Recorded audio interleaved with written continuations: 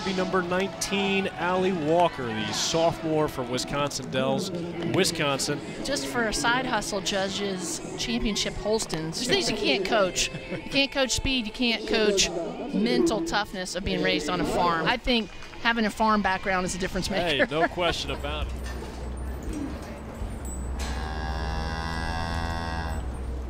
So I grew up in Wisconsin Dells, Wisconsin on a family farm. It's run by my grandpa and his 3 sons, so my dad and his uncles and his father. And we milk about 100 cows and we farm 800 acres. And it's a big family operation. All the cousins, all the families help out all the time.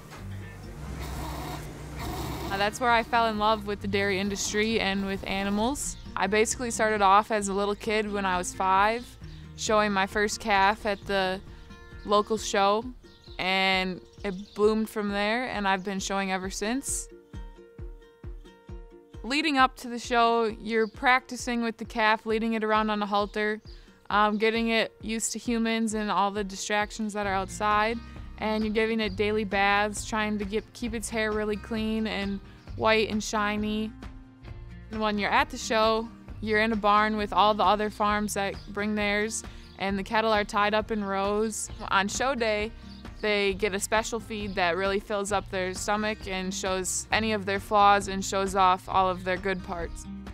So when you go into the ring, the judge will stand in the middle. Each person leads a calf in, starting clockwise, and it's just a big circle of cows walking around the judge, and he carefully inspects every one. The judge depicts on their conformation, kind of like a dog show. You want them to match the breed standard as much as possible. First and second place from each class will come in and compete for like overall champion.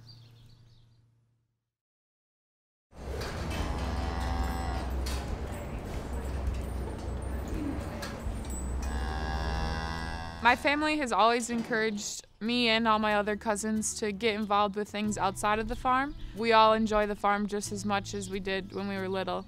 When I started playing softball, it was kind of just a fun thing on the side. But then as it started to get more serious, I got a little more excited about it, and my brother was getting good at baseball. We actually built a backstop at the farm so we could practice our pitching and our hitting and all that.